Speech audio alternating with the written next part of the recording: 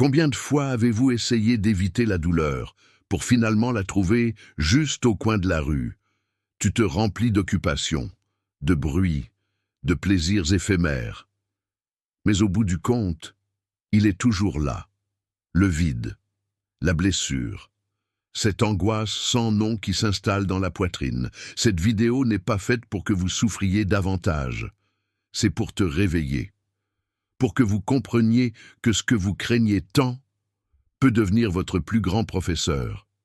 Et cette douleur, si vous arrêtez de la fuir, peut vous montrer le chemin du retour vers vous-même. Avant de continuer, si ce message vous touche déjà profondément, abonnez-vous dès maintenant. Cette chaîne ne vous promet pas une vie sans douleur, mais un esprit plus fort pour y faire face. 1. Ce que vous évitez vous rattrape. Imaginez que vous êtes dans une forêt au crépuscule. Vous entendez des pas derrière vous, et vous courez, le cœur battant, effrayé, sans vous retourner. Mais les pas continuent, et plus vous courez, plus ils deviennent présents. Maintenant, demandez-vous, et si ce n'était pas quelqu'un, mais quelque chose qui vit en vous? Ce quelque chose est la douleur que vous avez choisi d'ignorer. La perte que tu ne t'es pas permis de pleurer, la décep, le traumatisme que tu as caché au plus profond de toi, espérant que le temps l'effacerait. Mais le temps ne guérit pas ce qu'on ne regarde pas. Il le cache, simplement, jusqu'au jour où il revient, avec plus de force, sous forme d'anxiété, d'insomnie, de réactions que même vous ne pouvez pas comprendre. La douleur, comme une ombre, ne disparaît pas lorsque vous fermez les yeux. Cela disparaît lorsque vous allumez la lumière de la conscience. Marc Aurèle l'a exprimé ainsi. « S'échapper ne libère pas, cela ne fait que prolonger la chaîne. » Parce qu'il ne s'agit pas de s'échapper, il s'agit de vous arrêter, respirer et oser ressentir ce que vous avez si peur d'affronter. Là commence le chemin stoïque, pas avec des batailles, pas avec des victoires extérieures, mais avec une pause, avec le courage de rester avec toi. Et je vous demande, quelle douleur me rattrape parce que je refuse de l'affronter? 2. Le plaisir comme cachette. Après avoir fui la douleur pendant si longtemps, beaucoup cherchent un soulagement, mais pas en silence, pas dans l'introspection, mais dans l'immédiat, le plaisir. Les aliments qui ne nourrissent pas, relations sans âme, des heures devant un écran, à scroller, à esquiver, et pendant un instant, ça semble fonctionner, la douleur est réduite au silence, le vide semble être comblé, mais ce n'est qu'une illusion, comme mettre un pansement sur une plaie prof. Blessure est toujours là, et plus vous l'ignorez, plus il s'envenime. C'est le cas de beaucoup d'entre nous. Anesthésiés, confondre plaisir et paix, le bonheur avec la distraction, relief avec profondeur. Les stoïciens ne diabolisaient pas le plaisir, mais ils savaient que, utilisé comme abri, il devenait une cage subtile, confortable, mais une cage quand même. Sénèque l'a dit précisément. Plus le plaisir est grand, plus la blessure qu'il cache est profonde. C'est pourquoi, aujourd'hui, je vous invite à vous observer honnêtement. En quoi cherchez-vous du réconfort? Quelles habitudes répétez-vous, non pas par plaisir, mais par besoin d'éviter ce qui fait mal? Le problème n'est pas de regarder une série. C'est ne pas pouvoir supporter le silence quand il se termine. Ce n'est pas savourer un dessert. Il s'agit de l'utiliser pour combler un vide émotionnel. Et si le plaisir ne suffisait plus, si la douleur persiste, déguisée parmi des distractions, alors, il est temps de vous demander, et si la douleur n'était pas votre ennemi? 3. Et si la douleur venait vous réveiller? Pause, respirez. Et écoutez ceci avec un cœur ouvert. Et si cette douleur que vous évitez tant ne venait pas pour vous détruire, mais pour vous secouer? Et si ce n'était pas une punition, mais un guide? Et si ce que vous craignez le plus était précisément ce qui peut révéler qui vous êtes vraiment? Les stoïciens ne recherchaient pas la souffrance, mais ils n'en avaient pas peur non plus, parce qu'ils ont compris cette vérité profonde. Souffrance dépend de la façon dont on l'interprète. Lorsque vous cessez de voir la douleur comme un ennemi et que vous la voyez comme un messager, tout change. La douleur ne ment pas, il ne s'habille pas, Il vous montre ce qui doit être guéri. Une relation fracturée, un mensonge qui vous a fatigué, un chemin qui ne résonne pas avec vous. La douleur, comme un phare, ne semble pas vous faire mal. Il semble que cela vous ramène à vous. Des murmures quand tu n'écoutes pas. C'est inconfortable quand on a besoin de transformer quelque chose. Marc Aurèle, au milieu des pertes, des guerres et des trahisons, a écrit « Ce qui arrive, vous arrive ». Pas contre toi, pour vous aider à grandir, pour ouvrir les yeux, pour te rappeler ton essence. Et vous qui êtes ici, vous sentez peut-être maintenant quelque chose bouger à l'intérieur, une émotion, un pincement, un souvenir. Ne t'enfuis pas, restez, écoutez ce qu'il veut vous dire. Parce que si vous acceptez que la douleur n'est pas votre ennemi, peut devenir votre plus grand professeur. Et avec cette ouverture, nous passons à l'étape suivante. Que se passe-t-il lorsque vous le niez encore et encore? 4. Ce que vous cachez vous enchaîne. Vous vous souvenez quand vous étiez enfant et que vous cachiez quelque chose de cassé sous le lit? Vous pensiez que si personne ne le voyait, il disparaîtrait. Mais le problème était toujours là. Et le silence pesait plus que l'objet brisé. Voilà comment fonctionne la douleur. Chaque fois que tu le nies, chaque fois que tu dis « rien ne se passe », chaque fois que tu fais semblant d'aller bien, cette douleur grandit. Il est installé dans le coffre, parce que ce qui n'est pas exprimé est manifesté, parfois dans l'anxiété. D'autres sont en colère sans raison, dans des impulsions que tu ne comprends même pas. Ce à quoi vous n'affrontez pas vous domine. Vous ne le voyez pas, mais il est là. Dirigez vos décisions, sabotez vos relations, répétez des schémas que vous avez juré de briser. Épictète l'a enseigné clairement. Ce ne sont pas les choses qui nous font du mal, mais la façon dont nous les percevons. Nier la douleur ne l'efface pas. Cela ne fait que le rendre plus puissant dans l'ombre, et à partir de là, il agit sans que vous vous en rendiez compte. Mais il existe une solution. Ce n'est pas rapide, ce n'est pas facile, mais c'est réel. C'est ce qu'on appelle l'acceptation stoïque. Accepter n'est pas abandonner, c'est voir clair. Regardez la blessure et dites « Oui, c'est là, je ne l'aime pas, mais je le reconnais, et je vais y travailler. » Et avec cette lucidité, une nouvelle question surgit. Que signifie se gouverner soi-même, même au milieu de la douleur? 5. Épictète est le pouvoir de décider de l'intérieur. Une fois que vous comprenez que nier la douleur vous enchaîne, une question puissante se pose. Comment puis-je me libérer de ces chaînes invisibles? Comment puis-je trouver la liberté si rien autour de moi ne change? Ici apparaît Épictète, un homme né esclave. Oui, littéralement esclave, sans liberté extérieure, sans aucune décision de votre part. Mais il a découvert quelque chose de révolutionnaire. Personne ne pouvait contrôler. Et qui nous arrive, mais par la façon dont nous interprétons ce qui se passe. Épictète. Tu le vois? La vraie liberté ne dépend pas du monde extérieur. Mais comment vous choisissez de le voir? Comment vous décidez d'agir? Aujourd'hui, peut-être n'êtes-vous pas l'esclave d'un maître, mais tu peux être celui de la peur, du passé, de vos impulsions, de votre besoin de contrôle, de la croyance que quelque chose doit changer à l'extérieur pour que vous alliez bien. Épictète vous dirait, c'est aussi de l'esclavage. La véritable liberté stoïque ne consiste pas à faire ce que l'on veut, c'est se gouverner soi-même, choisir de ne pas réagir avec colère lorsqu'on est provoqué, décider de rester centré, même quand tout tremble. Et comment cette liberté est-elle cultivée? Avec de la pratique, avec attention, avec de petits gestes quotidiens. Vous ne pouvez pas vous empêcher de ressentir la douleur de la perte, mais vous pouvez décider de ne pas vous détruire de l'intérieur. On ne peut pas arrêter les coups de la vie, mais vous pouvez refuser de céder à l'amertume. Et ça, c'est ça la vraie liberté, parce que tu risques d'être enfermé et rester libre, ou tout avoir et vivez prisonnier de vos émotions. Et à partir de là, nous arrivons à une nouvelle question. Que se passe-t-il lorsque nous vivons en fuite tout le temps? juste pour ne rien ressentir. 6. Le piège de la fuite constante. Une fois que vous comprenez que la vraie liberté naît en vous, vous découvrez une vérité inconfortable. Nous vivons en fuite, tout le temps. Non pas en courant avec nos pieds, mais en nous remplissant de choses. À propos des tâches, des distractions, des routines qui nous empêchent de ressentir.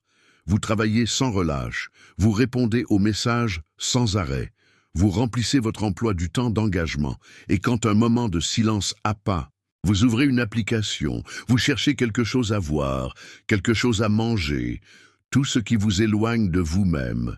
Nous appelons cela être productif. Mais souvent, c'est juste une évasion élégante. S'échapper de quoi? De toi. De ce que tu portes à l'intérieur. De cette douleur enfouie qui commence à parler dès que le bruit s'éteint. Mais comme tu ne veux pas l'entendre, tu cours plus vite. Et plus tu t'enfuis, plus ça grandit. Parce que la douleur ignorée ne disparaît pas. Il transforme. En fatigue constante, dans les maladies inexpliquées, dans une irritation qui éclate sans raison, dans des décisions que vous ne comprenez pas plus tard. Sénèque l'a conseillé. Aucun vent n'est favorable à celui qui ne sait pas où il va. Et toi, sais-tu où tu vas? Ou êtes-vous simplement occupé à éviter de faire face à ce qui est en vous? Les stoïciens n'avaient pas peur du silence, ni de la solitude. Ils savaient que des démons apparaissaient là, mais aussi les trésors. Chaque fois que vous fuyez, vous renoncez à vous connaître. Soyez informés, pour se reconstruire avec plus de vérité. Et si vous ressentez cette fatigue qui ne peut être guérie par le sommeil, cet épuisement sans nom, peut-être qu'il est temps d'arrêter. Arrêter de courir pour faire face à ce que tu as évité pendant si longtemps. Et ce premier pas ne nécessite aucune force. Cela demande de la sincérité.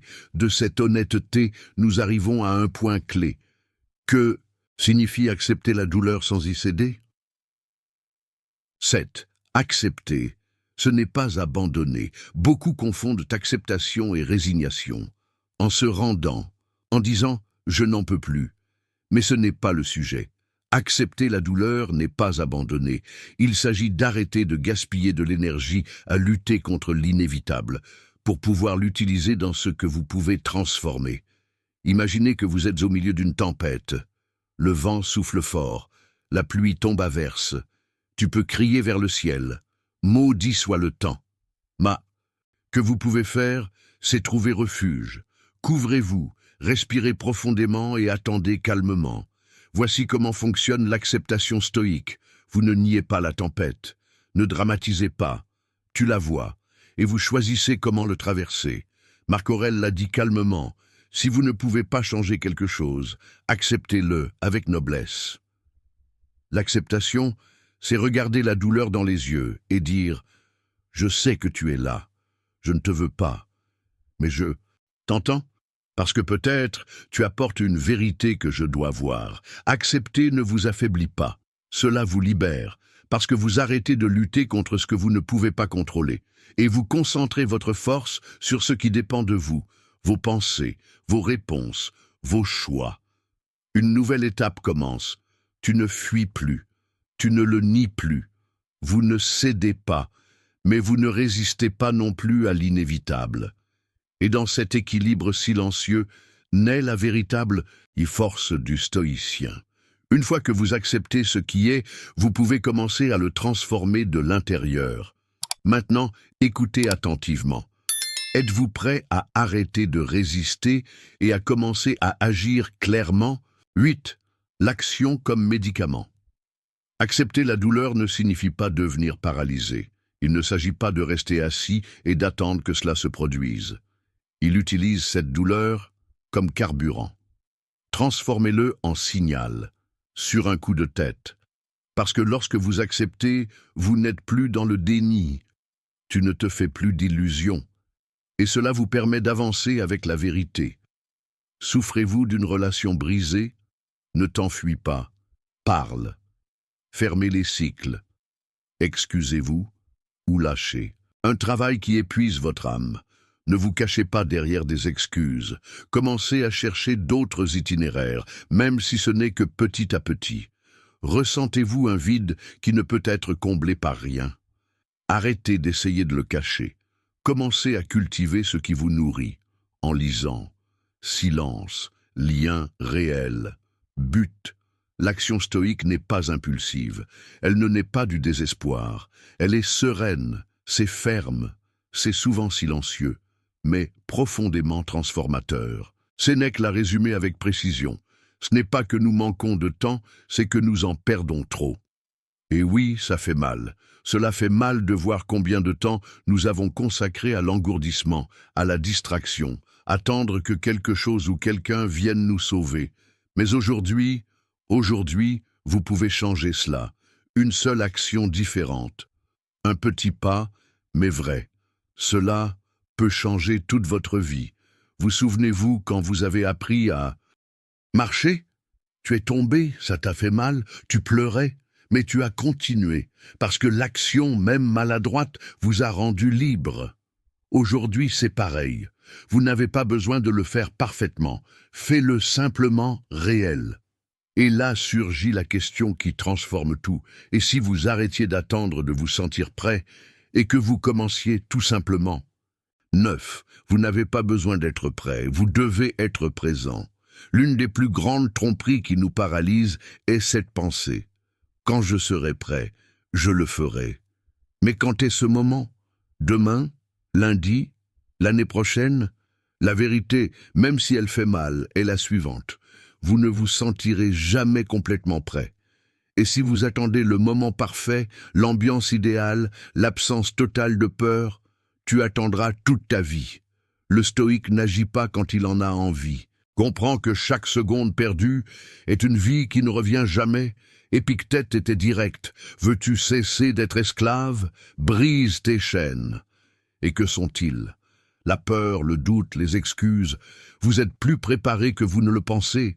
Non pas parce que vous avez toutes les réponses, mais parce que tu as déjà surmonté plus de choses que tu ne t'en souviens.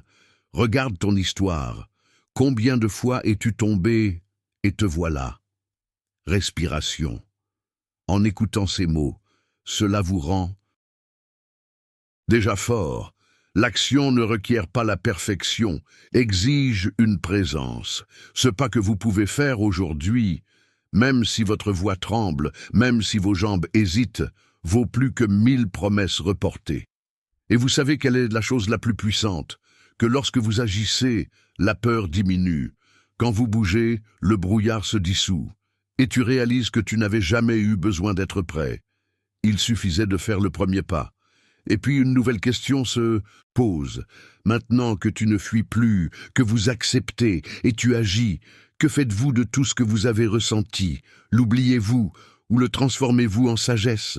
10. La douleur devient sagesse. Seulement si vous y travaillez, tu ne fuis plus, tu ne le nies plus. Vous avez commencé à agir. Mais ici surgit l'une des clés les plus oubliées de la voie stoïcienne. La douleur ne disparaît pas simplement avec le mouvement. Cela se transforme quand on travaille, quand c'est compris, quand tu traverses en pleine conscience. Beaucoup répètent les mêmes erreurs, non pas parce qu'ils n'ont pas souffert, mais parce qu'ils n'ont jamais cessé d'apprendre. Cicatrice. Mais la douleur comprise laisse des leçons. Et c'est la grande différence entre ceux qui évoluent et ceux qui survivent, simplement. Marc Aurèle l'a dit avec force. Transformez chaque obstacle en entraînement pour l'âme. Lorsque quelque chose vous fait vraiment mal, vous avez 2 options. 1. Enterrez-le, faites comme si cela n'était pas arrivé et laissez-le vous contrôler depuis l'ombre. 2. Asseyez-vous avec vous, faites-lui face et demandez-vous. Qu'est-ce que cela m'apprend? Quelle partie de moi a besoin de mûrir? Quelles erreurs ne dois-je pas répéter? Ce n'est pas confortable, il faut du courage, ce courage qui n'est pas publié, qui n'a pas besoin de témoins, et ce qui se passe les nuits où personne ne vous voit. Le stoïcien ne nie pas son histoire. L'honneur. Même ce qui était injuste, même ce qu'il ne méritait pas, parce qu'il comprend que tout ce qu'il a vécu peut servir à tempérer son caractère. Si vous choisissez de ne pas, Gâcher la leçon. Sénèque a déclaré « L'adversité est une opportunité pour la vertu » et vous avez déjà vécu suffisamment de douleur pour commencer à forger votre vertu. Il ne s'agit pas d'idéaliser ce que vous avez souffert, il s'agit de lui donner un but, parce qu'une blessure qui a du sens devient une cicatrice sage, mais une blessure ignorée devient une chaîne. Et maintenant que vous êtes prêt à regarder votre passé sous un jour différent, je vous laisse cette question. Et si cette douleur n'était pas votre punition, mais le lieu de naissance de votre moi le plus authentique? 11. Votre douleur ne vous définit pas, mais elle révèle qui vous pouvez devenir. Après tout ce que tu as traversé, de chaque automne, de chaque longue nuit, de chaque larme que personne n'a vue, il y a une vérité qui émerge des décombres. Tu n'es pas ce qui t'est arrivé, mais qu'est-ce que tu fais avec ça? Peut révéler votre version la plus brillante. Beaucoup croient que la douleur les a brisés à jamais, qu'ils ne sont plus les mêmes. Et c'est vrai, ils ne le sont pas. Mais ce reste en vous est ce qui compte. L'extérieur change. C'est vous qui choisissez si vous coulez ou si vous vous élevez. La douleur n'est pas une identité. C'est une étape. Vous n'êtes pas condamné à être celui qui a perdu, celui qui a abandonné, celui qui n'a pas pu. Cela faisait partie de ton chemin. Ce n'est pas ton destin. Ce n'est pas ton essence. Le stoïque ne cache pas ses cicatrices, mais il ne les utilise pas non plus comme bouclier. Il les honore et les dépasse. Chaque marque que vous portez sur votre âme est la preuve que vous avez avancé, que tu n'as pas abandonné, que tu es toujours là, malgré tout. Et si au lieu de cacher tes blessures, commencerez-vous à les voir comme des emblèmes de votre force? Chaque nuit où tu as tenu bon sans abandonner, c'était un entraînement. Chaque échec vous a rendu plus sage. Chaque perte vous a montré que vous pouvez aimer même avec un cœur brisé. Sénèque l'a résumé ainsi. L'homme courageux n'attend pas que tout se passe comme il le souhaite, mais accepte ce qui arrive et passe à autre chose. Vous n'êtes pas ici pour rester dans la douleur. Vous êtes ici pour devenir quelqu'un que les autres peuvent regarder et dire « S'il a pu le faire, je peux le faire aussi ». Parce que ton histoire n'a pas été vaine. C'est le processus qui vous rend plus fort, plus conscient, plus de toi. Et maintenant que tu ne fuis plus ton histoire, mais vous l'acceptez avec dignité, le moment est venu de vous demander comment utiliser tout cela pour construire quelque chose avec un vrai sens. 12. Le sens naît lorsque vous décidez de servir avec votre histoire. Tu n'es plus celui que tu étais. Tu t'es reconstruit de l'intérieur. Tes blessures n'ont pas disparu, mais ils ne font plus aussi mal. Maintenant, ils vous guident. Et là se pose une question essentielle. Qu'est-ce que tu vas faire de tout ce que tu as vécu?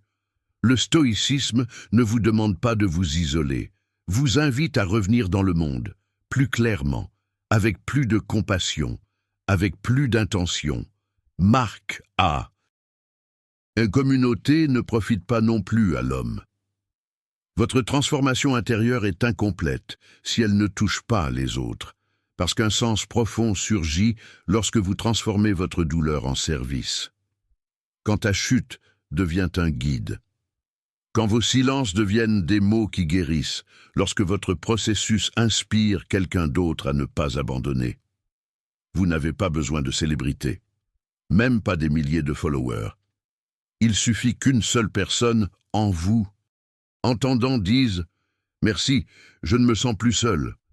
C'est peut-être ton fils, un ami, quelqu'un que tu ne connais pas encore, mais un jour, il croisera ton chemin. Les stoïciens ne prêchaient pas avec des discours vides. Ils l'ont fait par l'exemple, avec sa cohérence, avec une vie si claire que leur simple présence élevait ceux qui les entouraient.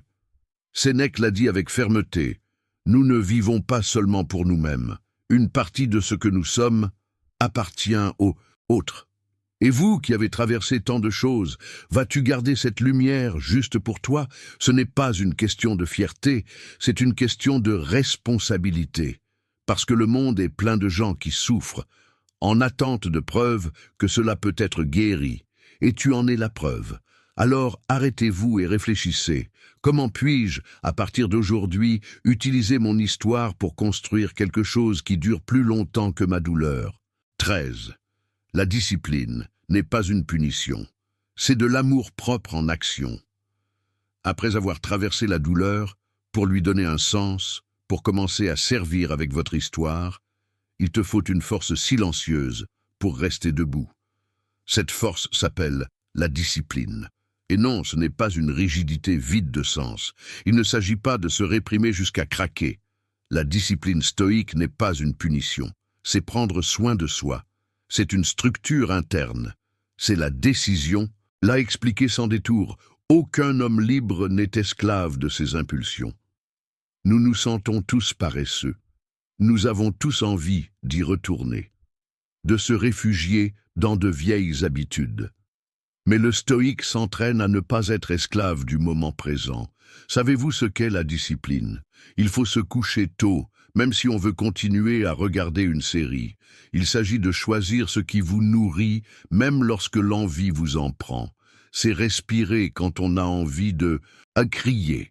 C'est dire non, alors que ce oui vous éloignerait de ce que vous construisez. Et tu le fais pas par obligation, mais parce que vous comprenez que votre paix vaut plus que votre plaisir immédiat. Marc Aurèle l'a résumé ainsi. La plus grande victoire est de se maîtriser soi-même. Et oui, vous échouerez, parce que tu es humain. Mais la discipline n'exige pas la perfection.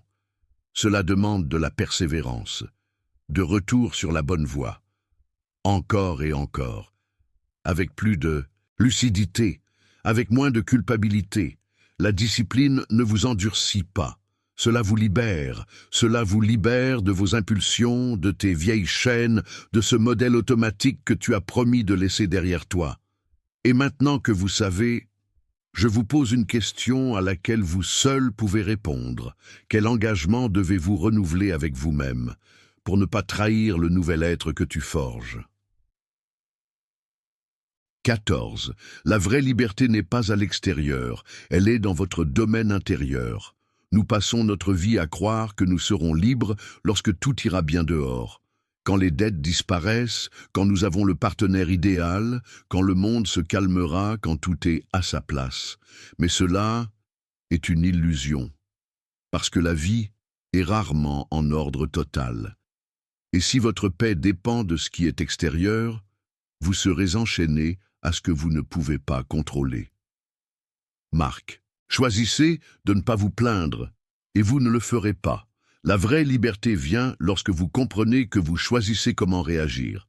Vous ne choisissez pas ce qui arrive. Vous ne choisissez pas ce que font les autres. Mais c'est vous qui choisissez la manière dont vous le gérez. Vous êtes peut-être au milieu du chaos, et choisissez toujours le calme. Vous pouvez vous entourer d'injustice, et agir toujours avec rectitude. Ce n'est pas une reddition, c'est la souveraineté. C'est regarder la vie dans les yeux et dire « je ne peux pas tout contrôler, mais je peux me gouverner moi-même ». Et ce choix, petit, quotidien, silencieux, vous donne un pouvoir que personne ne peut vous enlever. Épictète l'a dit clairement, « Nul n'est libre s'il ne s'appartient pas ». Tant que vous continuez à croire que la liberté consiste à faire ce que vous voulez, quand vous le souhaitez, sans penser aux conséquences, tu resteras esclave de tes pulsions. Mais quand vous découvrez que la liberté consiste à ne pas réagir par habitude, en réfléchissant avant d'agir, en étant le maître de votre esprit et non son otage, alors tout change. Vous n'avez plus besoin que la vie soit facile, parce que tu es déjà devenu fort. Et cette force vous prépare à l'étape finale. Maintenant que vous savez comment vous contrôler, quelle trace vas-tu laisser? Quel impact allez-vous semer au-delà de vous-même? 15. Votre héritage ne sera pas ce que vous accomplirez. Ce sera la façon dont vous avez vécu votre douleur. Nous sommes arrivés au bout de cette route. Mais ce n'est pas la fin de votre histoire. Ce n'est que le début d'une nouvelle façon de le vivre, parce qu'après tant de douleurs, tant de chutes, tant de décisions courageuses, il reste une question à laquelle vous seul pouvez répondre. Que laisserez-vous derrière vous lorsque vous serez parti? Nous ne parlons pas d'héritage, Héritage sera l'invisible. Ce sera comme ça que tu vivras, comme tu as aimé, comment tu as résisté, comment tu as agi quand personne ne t'a applaudi. Marc Aurèle l'a dit avec sagesse. La vie de chacun est tissée à travers ses actions quotidiennes. Votre caractère est votre destin. La douleur n'était pas votre ennemi, c'était le professeur qui vous a fait vous réveiller. Et maintenant, chaque fois que tu choisis de ne pas te venger, tu laisses un héritage. Chaque fois que vous choisissez d'écouter avec empathie, tu laisses un héritage. Chaque fois que vous brisez la chaîne de dégâts reçus, tu laisses un héritage. Épictète a dit « Que ta vie soit une lampe allumée au milieu de la tempête. » Cette lampe, c'est toi. Pas parfait, pas sans fissure, mais stable, séréna, capable d'éclairer sans avoir à crier. Il ne s'agit pas que tout le monde vous admire. Il s'agit de pouvoir vous regarder dans le miroir et dire « Je n'étais pas une victime, je n'étais et pas un esclave. J'étais libre parce que j'ai choisi l'âme éveillée. Et si un jour quelqu'un te demande, ne les laisse pas dire combien tu avais, mais comment tu as vécu. Parce que ce qui reste vraiment, ce n'est pas ce que nous possédons, mais ce que nous incarnons. Et toi, vous pouvez incarner la force, la vérité et la lumière, même au milieu de la douleur. Fin de la route, mais début d'une nouvelle vie. Tu n'es pas obligé de continuer à fuir, parce que ce que vous essayez d'éviter ne vient pas vous détruire, il vient pour te réveiller, pour te rappeler que tu es vivant, que tu peux encore guérir. Cette douleur, si vous l'écoutez, peut être votre professeur le plus sage. Il ne s'agit pas de ne pas ressentir. Il s'agit de ressentir avec courage, d'utiliser chaque blessure comme un tremplin, de revenir à soi, plus fort, plus clair, plus authentique. Et si vous êtes arrivé jusqu'ici, c'est parce que vous êtes prêt. Prêt à arrêter de courir. Et commence à marcher vers toi. Vous n'avez pas besoin que le monde change. Il vous suffit de décider qui vous serez au milieu de la douleur. Si vous êtes prêt à vous réveiller, cette chaîne est faite pour vous. Abonnez-vous et marchez avec nous.